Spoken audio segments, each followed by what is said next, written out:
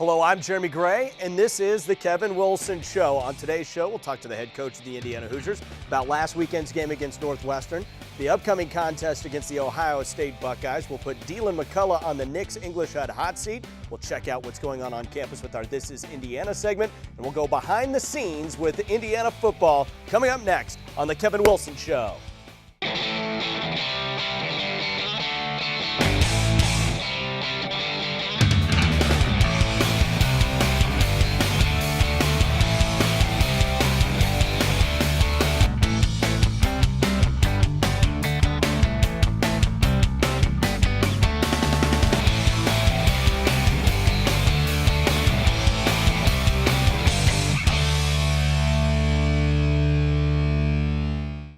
Coach, taking a look back at that Northwestern game, it was an offensive shootout on both sides. Your assessment of what happened?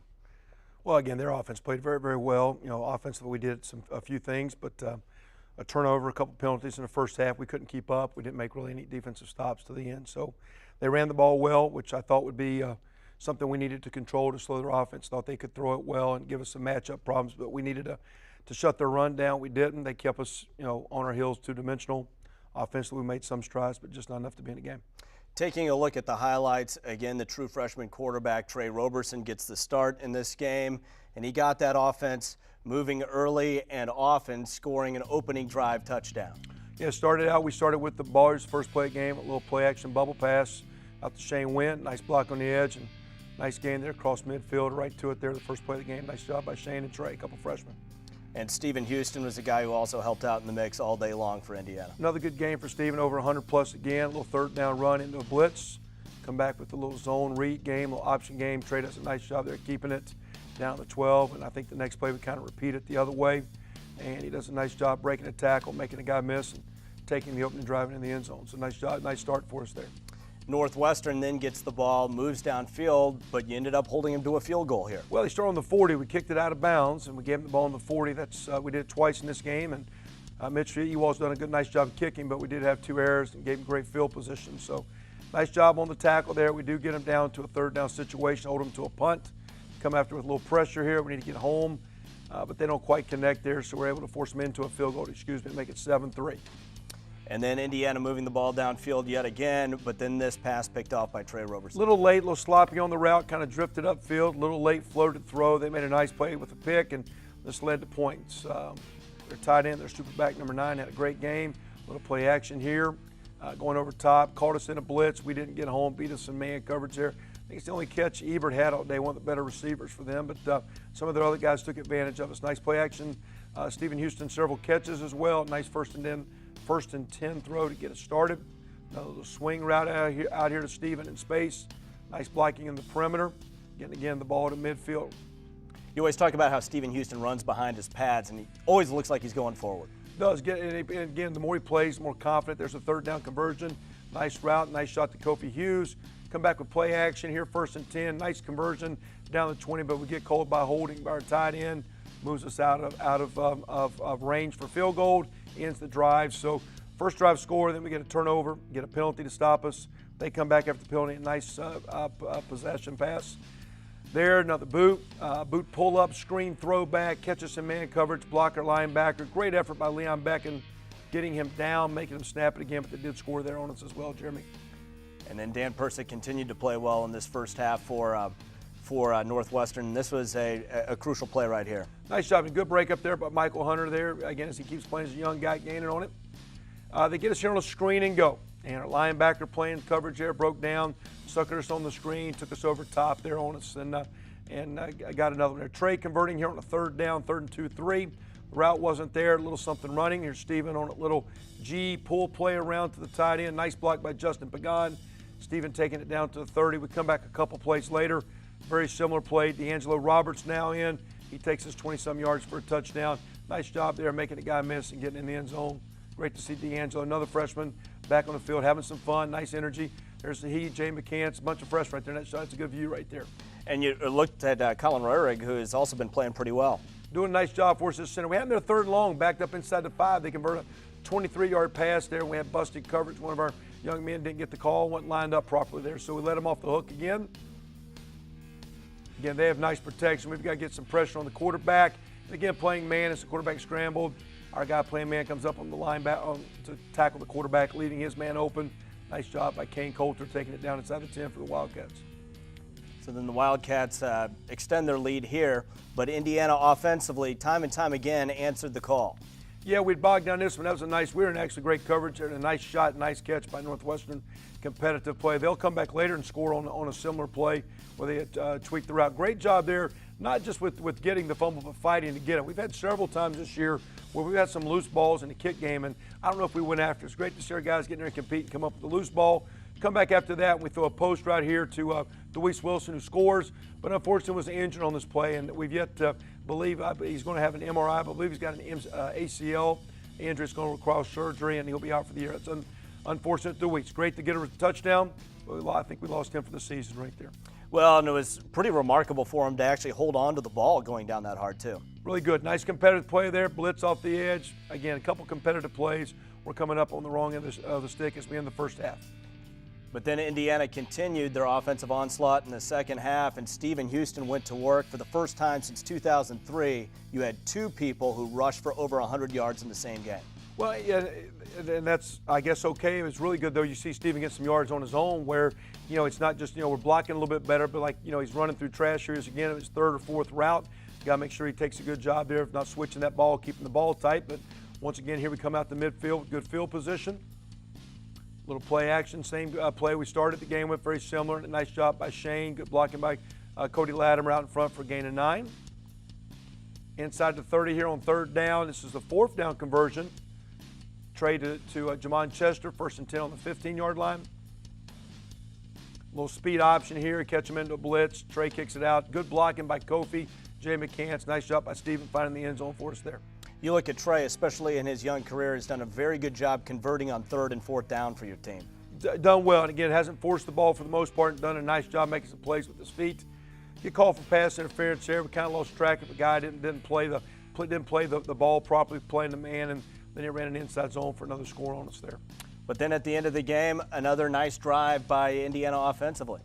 Again, decent blocking on the edge here, and again, nice job by Stephen, running through trash, taking 3 or 4 yards, getting us 10, 12, 15. So, like the energy by the guys on the sideline, little zone read here, Trey popping it out, pulling it out, another 15, 20. Trey had over 100 yards rushing. I think he had 120-something, and Stephen at 140.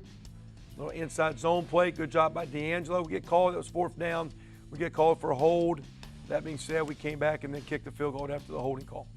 And then Trey Roberson, final drive of the game, continues to do good work here in his freshman campaign. Again, nice job there. Ball's a little behind. Cody Latimer staying with it on a little boot pass there. 3 receivers set, running a little G play again. Nice job. Nice cut by Justin Pagan. Stephen getting 10 yards out there. Nice job, Bernard Taylor out in front. We took it down, scored it one last time, Jeremy, but not enough points today. All right, now we're going to take a look at what's going on campus with our segment called This is Indiana. Level 5 fan comes from the book Good to Great, and from a 0 level fan to a 5 level fan. And at IU, a level 5 fan is someone who paints themselves before the games and goes and gets there early, supports us the whole game, trying to cause the opponent to call a timeout. Then they stay throughout the game and support our team at the end of the game through our victories. Nick Saban is the head coach of the University of Alabama, and they're the #1 team in the country. And when he was hired, they asked him in an interview, what are you going to do to return Alabama to his glory?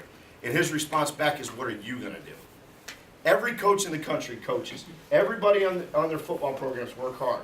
It's about the university and the administration. And I'm here today to ask you to get behind us. It's homecoming week.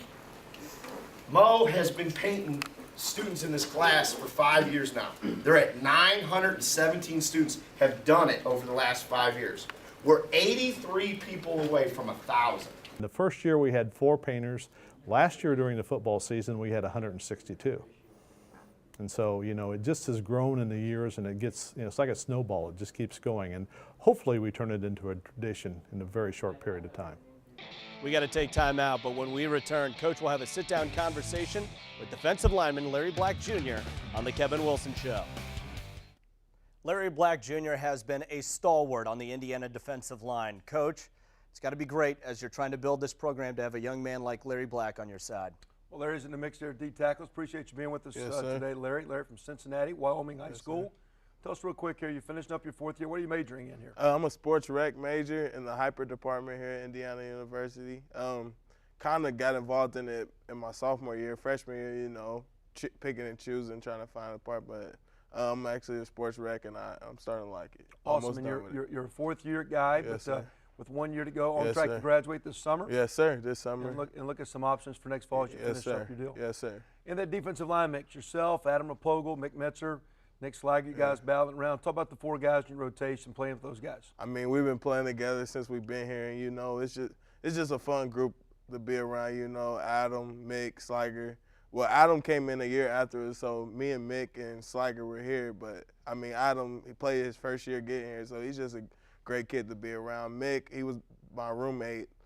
This past year, we just moved out, so, yeah, I mean, no love lost, but, you know, that's still my guy. And Slager, you know, he's just a great kid to be around. So, you know, we kind of have a D-tackle. We good bond, love being around each Now, other. you guys, all four of you play. Yes, Even though sir. Technically, I guess you and Adam typically start Yeah, the rotating around. yeah. Do you feel that helps out having some depth there? As hard Oh, as you yeah. got to play at D-line, how hard is it in there each week, pushing, fighting, scratching, all the double teams, rushing the quarterback, chasing down the runner? How much exertion is there playing D-line each Saturday? It's a rough position to play, especially being one of the bigger guys out on the field and chasing running backs, quarterbacks, trying to make a play on a little dump pass. You know, it's a lot of energy that you use each play.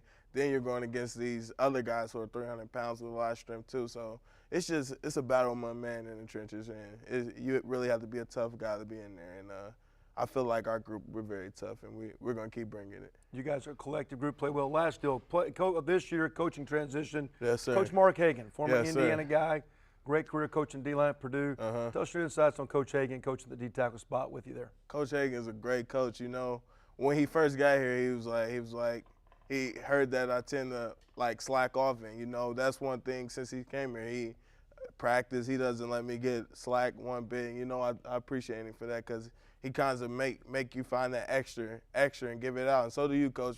Bring out that extra that you always have to find deep and pull out, and that's what you want out of your players, to keep bringing it out. So, you know, Coach Hagan's a great coach and very intense, high energy guy. Again, wrapping it up here, Larry, one of our tackles, 4th-year junior in a great mix.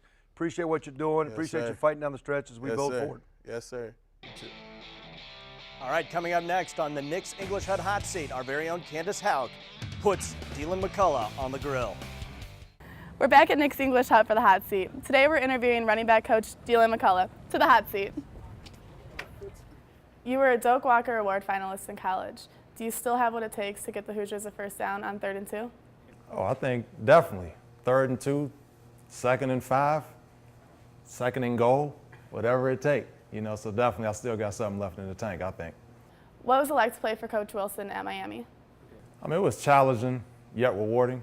You know, I think, you know, understanding Coach Wilson's style and what he's trying to get out of you, not only as a football player, but as a person, those are the things I think that opened a lot of doors for me down the road and made my playing career rewarding as well as my professional career after that. You played for the Eagles and the Bengals. Who was the hardest hitter? It was a player on the Bengals named Rico McDonald. And we were doing a 7-on-7 drill, which I never knew was live until I got hit in my back. And that was my experience, and definitely one of the hardest hits I took was at a time that I wasn't even expecting to get hit. And the guy said, "Welcome to the NFL, Rip." I'm curious. What's on your iPod? I'm old school. So I like old school hip hop like EPMD and Public Enemy, old school kind of R&B like Gap Band and things like that. So that's what I got rolling right now. You were in the XFL. What's the craziest thing that you ever saw? During training camp, we practiced at a high school. So I know it might have been like the 2nd or 3rd day of practice, and we're coming off the practice field. You guys just kind of muddling into the locker room. We're at a high school, and you hear all this rumbling, and there's like a wave of grumbling going all the way back to the last guys coming in. And what happened is some of the high school students came in and stole all of our stuff, stole equipment, stole everything out of our pockets. And I never forget walking up to my locker and saying, "Oh, they didn't steal anything from me." And I kind of just brushed my hand across my pockets, and it was just air. So they stole everything while we were out at practice.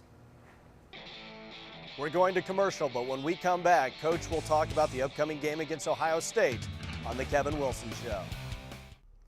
Welcome back, Coach. A lot of people, understandably so, have been talking about Trey Roberson and Stephen Houston, but it seems of late that the offensive line is really starting to come together. Getting a little continuity and consistency there, Jeremy. Bernard Taylor, Peyton Eckert, two true freshmen. The more they've played, the more steady they become. Colin Rorix, came in for Will Maddie, and I think we'll be close to potentially going this week. We'll see as we move forward, but those are three freshmen. More importantly, I think, really Justin Pagan, Andrew McDonald, two seniors, Max Dedman at tight end, another senior.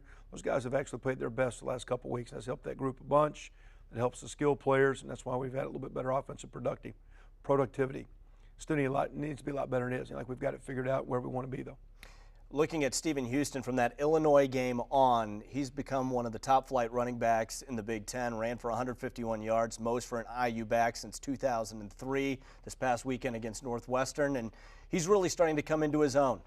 Well, and I think, he showed up, didn't know anything about him to June, didn't get him here to July. He kind of has played his way into learning our system and shape. But I do think, the more he's played as Trey, as those offensive linemen, the more these young guys have played, you can see him gaining confidence. You can see him settling down. I do appreciate the fact I think Stephen's becoming a very good practice player for us. I think he's understanding how to prepare. And quite honestly, he's getting sometimes a little bit more than it's there. He's learning how to run behind his pads, get some trash, take 2 and 3 yards, and get us 4 and 5 and 6. He'll have a great challenge this week with Ohio State's defense and what they'll bring to the table.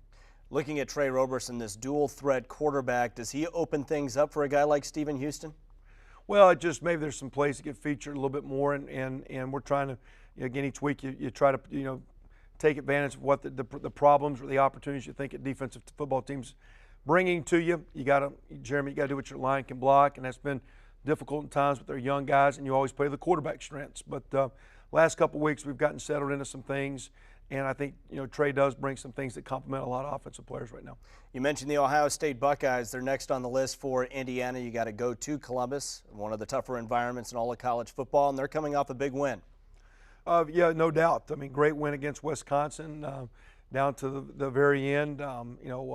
Had a great game, I thought, at Nebraska, and at the end with the quarterback injury, didn't quite finish that out. Came back, played well against Illinois, had an open date week. Now getting Wisconsin, young quarterback, Braxton Miller, much like our guy, young guy, but a guy that really can run, a great guy with his feet. Very outstanding on defense, Jeremy. They don't give up a lot of plays, don't give up a lot of points. They make you earn everything. And that being said, offensively, even with the freshman quarterback, they play very conservative at running attack, take the shots when they want to, but they're a physical team, typical Ohio State team, which is led by great defense. And they might be an Ohio State team with a little bit of a chip on their shoulder with, heading into this season, people not picking them to win the Big Ten, which has kind of been their rightful place over the last 10 years, and they've really started to turn the corner at midseason here. Well, again, I thought they played, until Braxton got hurt and missed the fourth quarter of the Nebraska game. They were rolling in Lincoln. They came back and played very, very well at Illinois when Illinois was playing extremely good at that time. Nice win at home last week against Wisconsin. So except for that injury to Braxton, they've played 2 games in 3 quarters against really good football teams playing great football, let one game slip away. It'll be a great challenge. We're looking forward to it. Let's have a great week and look forward to going to see what we got this week. Playing a lot of newcomers. What are they bringing to the table in practice? Well, again, I think, quite honestly, Jeremy, the more they practice, the more they play. They're getting used to our routine. They've kind of blended into it because maybe as young guys they didn't know any different. They've kind of caught on to our habits, our style, our language of calling plays, our communication system and whatnot. So again, the more we play each week, it's getting a lot easier with the young guys. At the same time, I do appreciate, I see some Leon Beckham getting back in, his senior campaign out there. The way Justin Pagan, Andrew McDonald, Max Dedman, some of those names I keep throwing out. Some of those guys are playing great senior ball, and we'd love our seniors to finish strong as we wrap up this season. All right, so the Hoosiers have the Ohio State Buckeyes coming up next on the schedule. We're going to take a timeout. When we come back, we'll go behind the scenes with Indiana football on the Kevin Wilson Show. Welcome back to the Kevin Wilson Show. Now let's go behind the scenes with Indiana's top flight athletic training staff. Brian, the athletic training staff here at Indiana, especially in regards to the football program, is first rate. Why don't you talk about some of the people that you work with on a day-to-day basis? Well, on an everyday basis, we have my 2 assistants who are full-time. They're full-time with football. So we have 3 full-time athletic trainers that are solely dedicated in this facility to football. Aaron Backert and Lucas Phillips are my 2 assistants. They do a great job with me. As well as Andy Hipskin, our team physician who's in charge of all sports at Indiana University, has the final say in all medical decisions that go on. As far as orthopedic surgeon goes, we use Dr. Greg Fox. former football player at Indiana University. He really has a great rapport with the athletes, does a great job taking care of all of our surgical orthopedic problems.